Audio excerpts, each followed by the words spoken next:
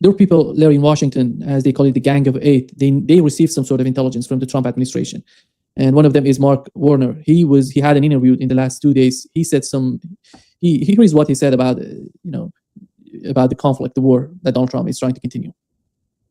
To these soldiers. Remember, as we think about this 5-month war, this is a war of choice. As a member of the Gang of Eight, there was no imminent threat from Iran against America. So Donald Trump chose to go to war. It took him 2 weeks to lay out what he thought his goals were going to be. Let's go through those. Regime change, how are we doing there? We got a worse crowd than before. Getting the enriched uranium, well, it's still there. Matter of fact, it would take a minimum of 15,000 troops on the ground for a week to try to take these canisters, which are quite volatile, out of their bunkers. Getting rid of Iran's missile and drone capability. Obviously, we've not been successful there.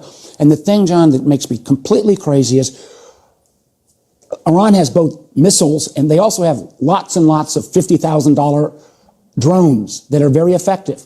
We are using missiles that cost $2.5 million to shoot down those drones.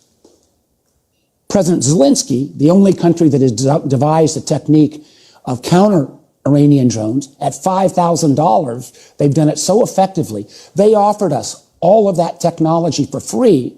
And the Trump White House basically said to the Ukrainians, thanks, but no thanks. So we're behind on that as well. And then finally, on the Strait of Hormuz, I mean, I don't know what gas station the secretary is going to, but before the war, average price of gasoline in Virginia was $2.81.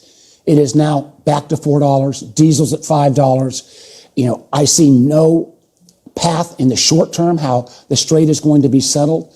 This war of choice has been a disaster. It has been a disaster militarily. It has been a disaster in terms of how we're viewed around the world. It has been a disaster to our friends and the allies who question whether we will keep our promises. I'm anxious, if it takes a classic Donald Trump move. Yeah, he's just... Larry, one point that he has mentioned in his argument that Iranian enriched uranium, that stockpile.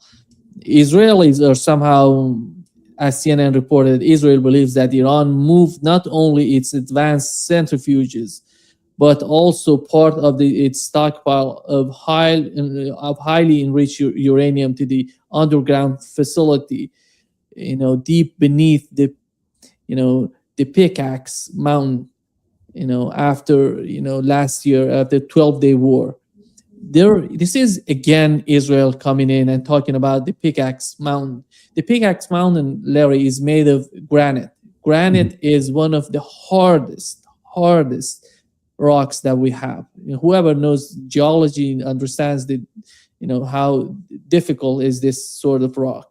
One reason why the North Koreans like working with the Iranians. Back in the early 2000s when I was working the AQCON network. It's similar terrain, similar rock. The reason I mention this because it means that you're not gonna go in with these B-2, B-52 with these bunker busters trying to destroy that. You have to put troops on the ground if you decide to do that. And this is what Keith Kellogg and those generals are advocating for, putting troops on the ground.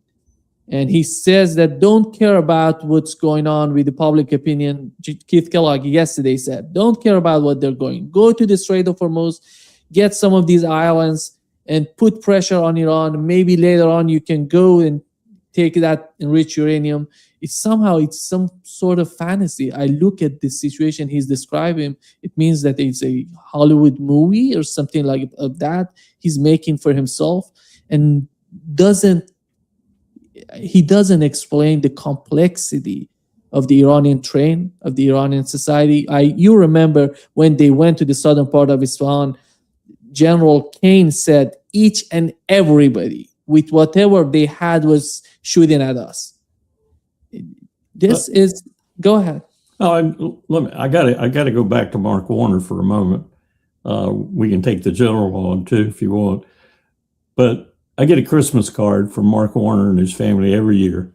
Beautiful Christmas card and everything. I haven't voted for him once. I haven't given him a single penny And I'll tell you one of the reasons why. And I feel the same thing about Tim Kaine, my other senator, whom I used to give money to and used to vote for.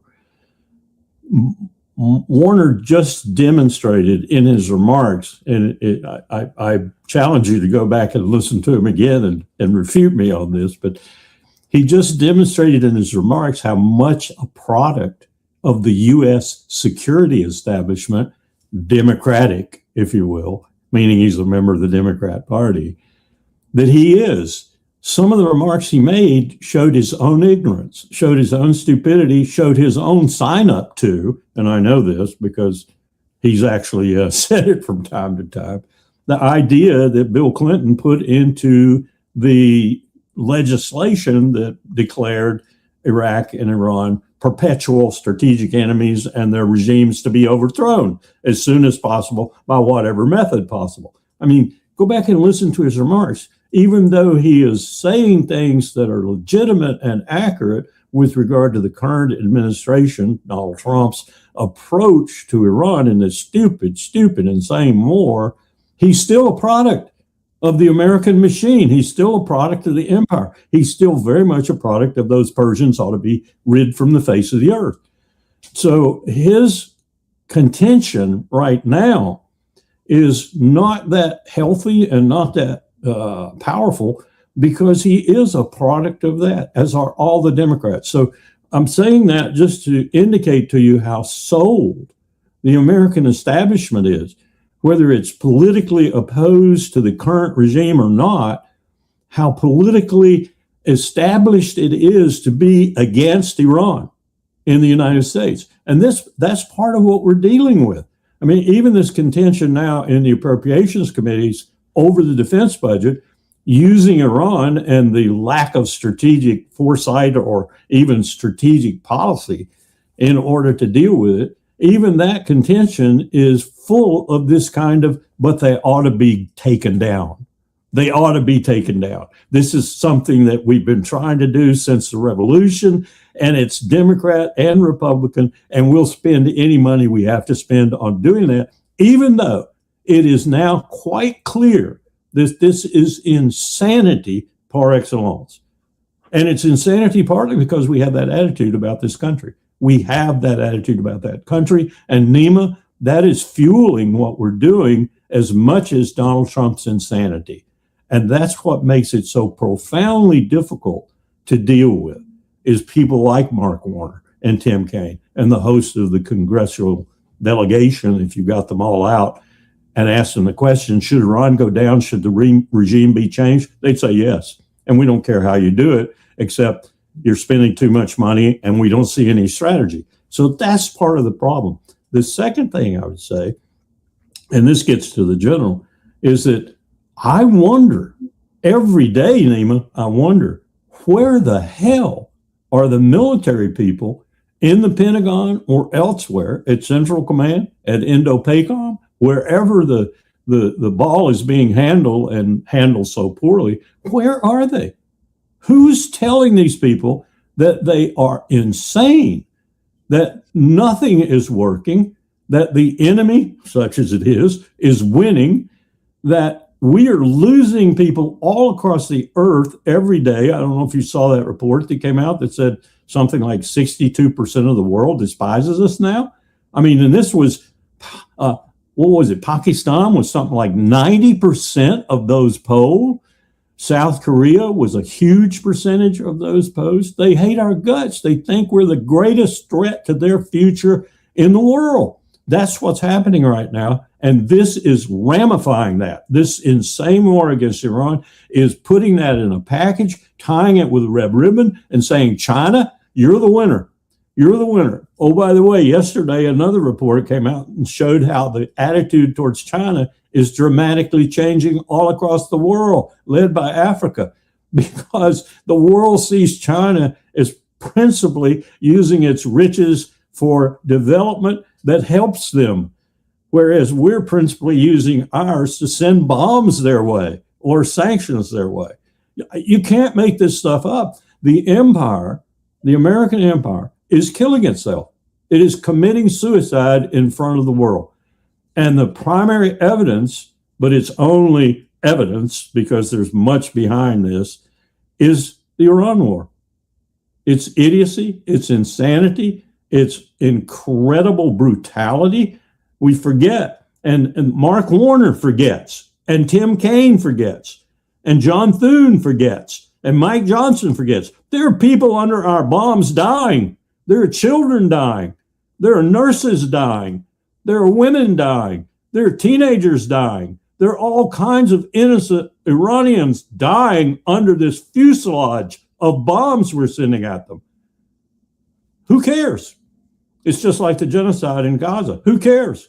Israel is in charge. Israel is all perfect, right? Can't do any wrong.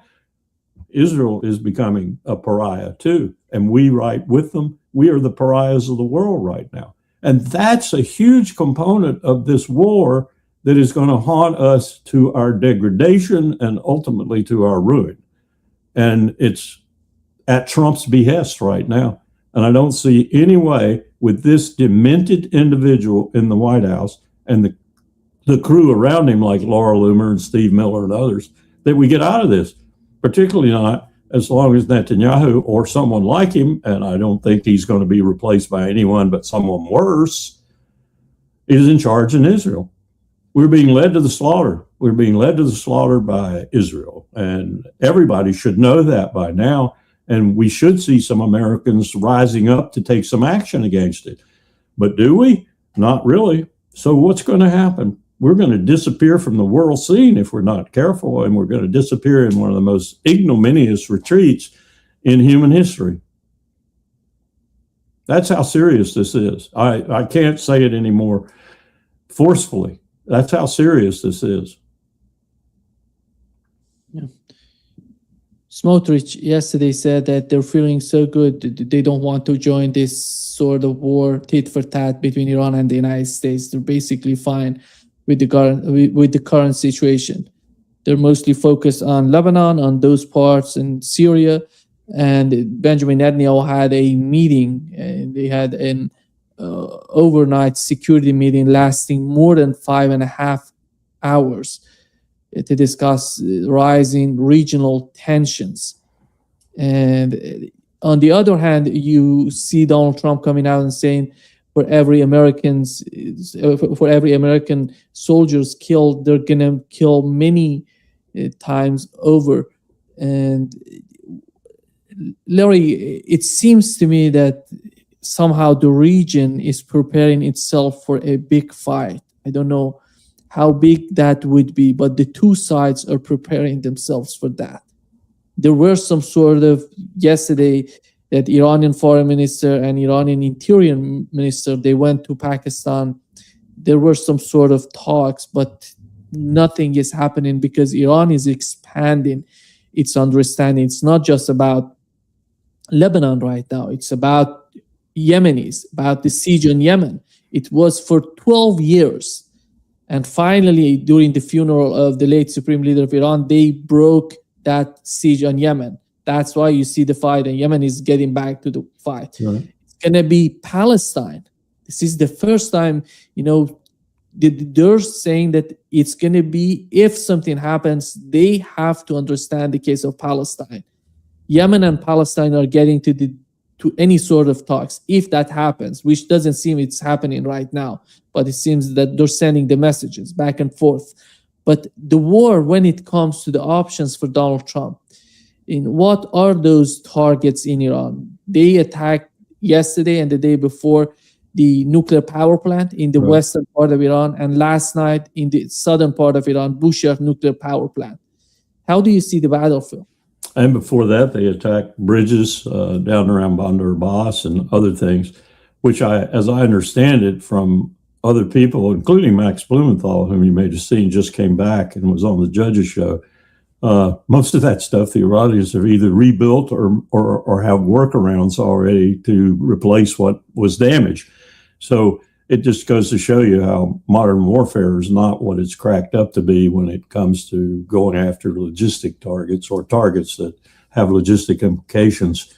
They can be rebuilt. They can be rebuilt fairly fast. The Serbs showed us that in Belgrade when 78 days of bombing.